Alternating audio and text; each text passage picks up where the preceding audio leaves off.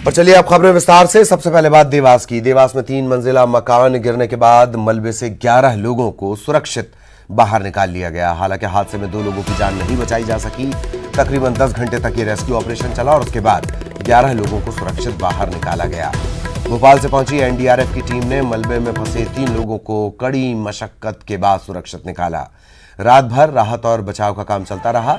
मौके पर नगर निगम के अधिकारी, पुलिस और एनडीआरएफ की टीम मौजूद रही। घायलों को जिला अस्पताल में भर्ती करवाया गया है। वहीं गंभीर रूप से घायलों को इंदौर रेफर कर दिया गया। इधर सीएम शिवराज सिंह ने इस हादसे पर दुख जताया है।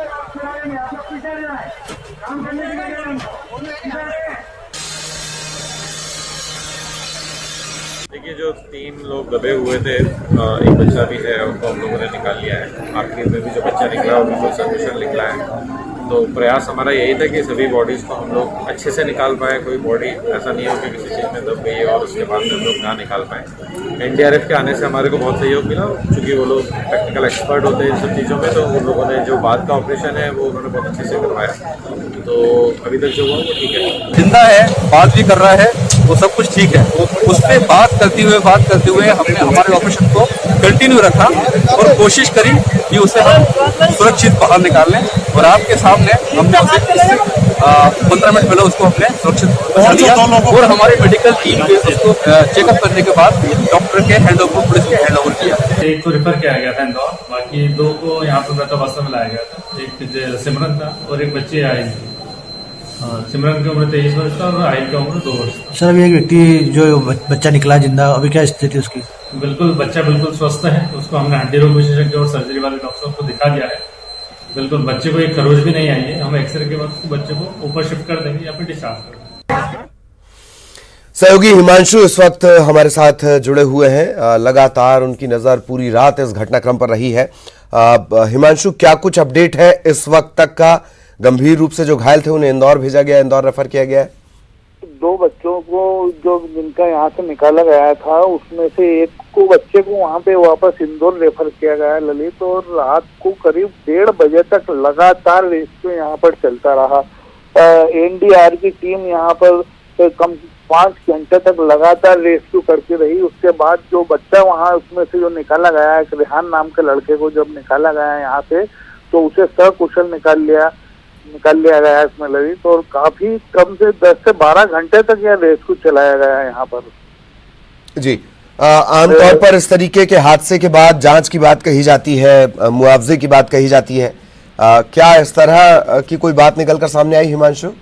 ललित, इसमें देखा जा रहा है कि रात में लगातार जब वहाँ पर निगम आयुक्त वहाँ पर खड़े हुए थे, वहाँ पर कलेक्टर खुद वहाँ पर मौजूद थे, और उन लोगों का ये मानना पड़ रहा था कि इस प्रकार की जो स्थितियां, जब बारिश के पूर्व में लगातार इन लोगों को जब नोटिस दिए जाते हैं और वो नोटिस देने के बावजूद जब इस प्रकार जो है लोग वहाँ पर इस जर्जर मकानों को जब खाली नहीं करते हैं, ये नाले पर बना हुआ मकान बताया जा रहा है वहाँ पर, इसमें कहीं ना कहीं निगम की पूर्व के लोगों की इसमें लापरवाही भी सामने आई है। और ये कहा जा रहा है कि इसमें पूर्ण रूप से जांच की जाएगी और जो भी इसमें दोषी होगा तो उन पर भी कार्रवाई की जाएगी। और इस मुआवजे को लेकर के अभी इस प्रकार की बात सामने नहीं आई है। जी जी जी, चलिए बहुत बहुत शुक्रिया हिमांशु इस तमाम जानकारी के लिए। और लगातार आपके जरिए आगे भी अपडेट हम अपने दर्शकों तक पहुंचाते रहेंगे। सहयोगी हिमांशु लगातार उनकी नजर बनी हुई है। इधर सिवनी में देर रात NH7 राष्ट्रीय राजमार्ग 7 पर एक भीषण सड़क हादसा हुआ। इसमें 3 लोगों की मौत हो गई। बताया जा रहा है कि खड़े ट्रक से एक तेज रफ्तार कार आकर टकराई। इस हादसे में कार सवार 3 लोगों की मौत हो गई। मृतक सभी बालाघाट के रहने वाले हैं और जबलपुर से ये बालाघाट जा रहे थे, तभी ये हादसा हुआ। पुलिस फिलहाल इस मामले की पड़ताल कर रही है।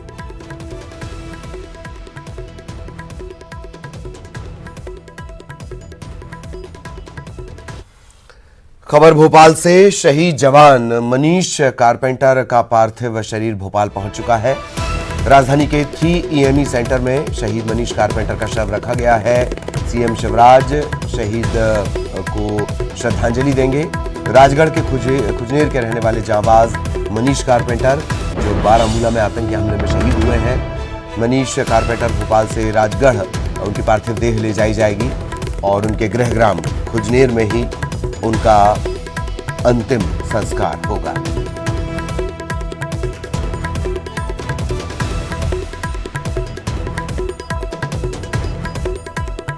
शहीद जवान मनीष कारपेंटर, उनकी पार्थिव देह भोपाल पहुंच चुकी है। आज सीएम शिवराज उन्हें श्रद्धांजलि देंगे और उसके बाद खुजनेर के लिए उनके पार्थिव शरीर को रवाना किया जाएगा। अनुराग हमारे सहयोगी इस वक्त हमारे साथ जुड़े हुए हैं। अनुराग, क्या कुछ ये किस तरीके से होगा? पहले मुख्यमंत्री यहीं पहुंचेंगे, श्रद्धांजलि देंगे, फिर खुजनेर के लिए पार्थिव देह रवाना होगी, एक बात। और दूसरा, ये थोड़ी देरी हो गई है, कोई खास वजह अनुराग?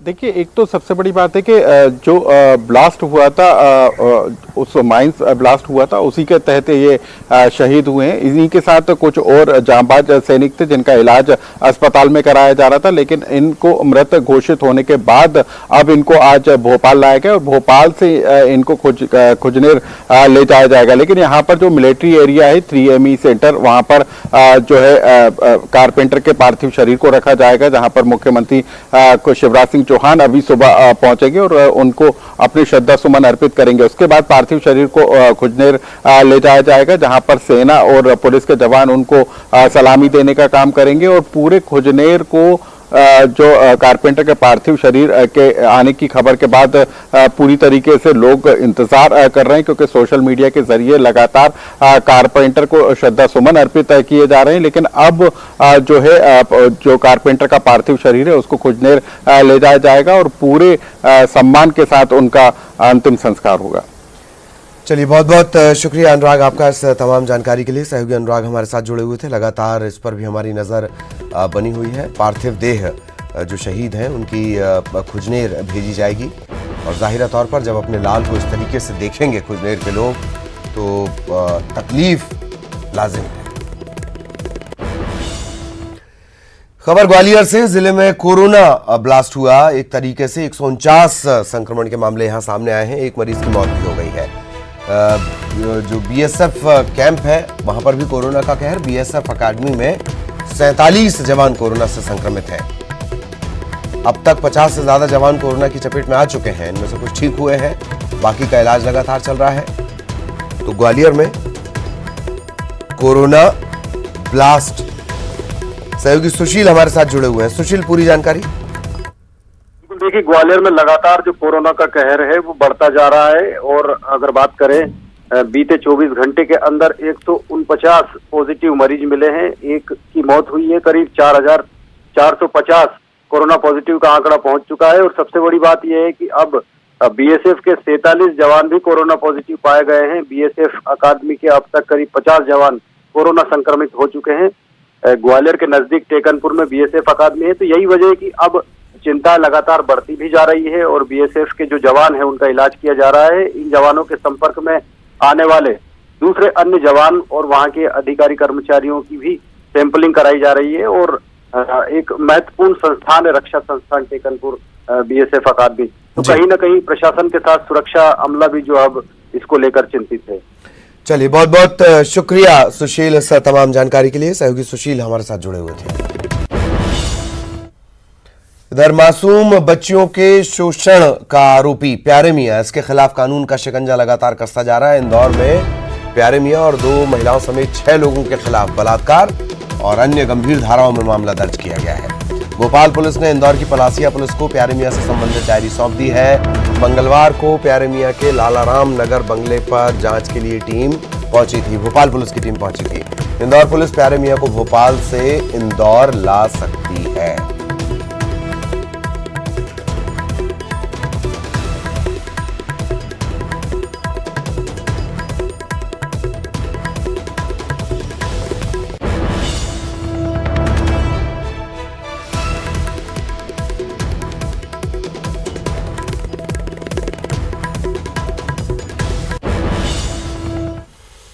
मध्य प्रदेश सरकार का नया और अत्याधुनिक विमान भोपाल पहुंच गया है। 60 करोड़ रुपए की लागत का है। ये 60 करोड़ रुपए का है और 7 सीटर जहाज है। अत्याधुनिक सेफ्टी तकनीक से लैस है।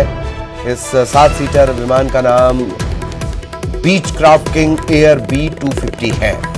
7 सीटों वाला ये विमान 35,000 फीट की ऊंचाई तक उड़ान भर सकता है। मुख्यमंत्री शिवराज सिंह चौहान अब इसी नए विमान से यात्रा करेंगे।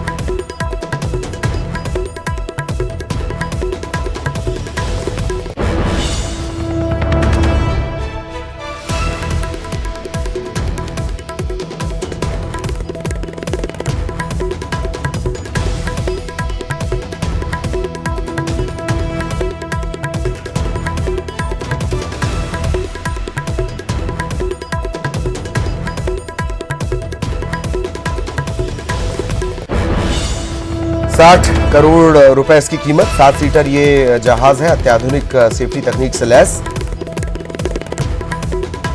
Craft king air B250। सहयोगी मनोज हमारे साथ जुड़े हुए हैं। मनोज, विमान आ गया, कई सारी खूबियां हैं, हालांकि लंबी चौड़ी प्रक्रिया रही इसके यहां तक पहुंचने की। जी बिल्कुल, जिस तरीके से इसकी प्रोसेस कमलनाथ सरकार में स्टार्ट हुई थी और राज्य सरकार ने हाल ही में अपना पुराना जो विमान एयर किंग 2200 था, गुजरात की एक कंपनी को 8 करोड़ में इसको बेचा था। इस विमान को अमेरिका कंपनी से 2002 में खरीदा गया था। अब सरकार के पास एक हेलीकॉप्टर और बचा और इस नए विमान को मिलाने के बाद सरकार के पास अब 2 विमान हैं। जो इन्होंने जो नया विमान अमेरिका की कंपनी से खरीदा है वो विमान बीचक्राफ्ट किंग एयर GT है इसका।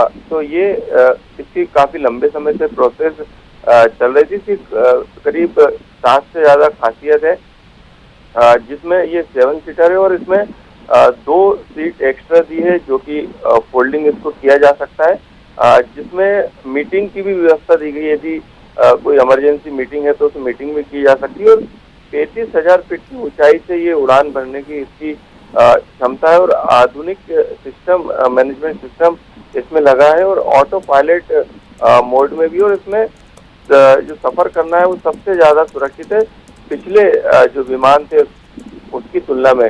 तो काफी खूबियां हैं इसमें, काफी खासियत है और ये विमान 60 करोड़ रुपए का लिया गया है। कमलनाथ सरकार में इसका निर्णय लिया गया था खरीदने का। इसके बाद जो परमिशन तरीके की परमिशन ली गई, उसके बाद अब ये हैंगर पे आ गया है। चलिए, बहुत बहुत शुक्रिया आपका मनोज इस तमाम जानकारी के लिए। ब्रेक के बाद खबर ग्वालियर से। ग्वालियर में 3 दिनों के बीजेपी के मेगा शो का आज कांग्रेस जवाब देने की कोशिश करेगी। ग्वालियर पहुंचेंगे कांग्रेस के दिग्गज नेता सज्जन सिंह वर्मा, डॉक्टर गोविंद सिंह, पूर्व विधानसभा अध्यक्ष NP प्रजापति, पूर्व मंत्री लाखन सिंह, जयवर्धन सिंह, प्रियव्रत सिंह, विधायक KP सिंह। ये प्रेस कॉन्फ्रेंस करेंगे, बीजेपी पर हमला बोलेंगे। पार्टी के बड़े नेता एक विशेष विमान से भोपाल से ग्वालियर पहुंचेंगे और प्रेस को भी संबोधित करेंगे। सहयोगी अनुराग हमारे साथ जुड़े हुए हैं, सीधा आपको अनुराग के पास लिए चलेंगे। अनुराग, क्या कुछ ये कार्यक्रम रहेगा और बीजेपी का मेगा शो और उसका जवाब प्रेस कॉन्फ्रेंस से, तो कितना बड़ा हमला आपकी नजर में लगता है ये?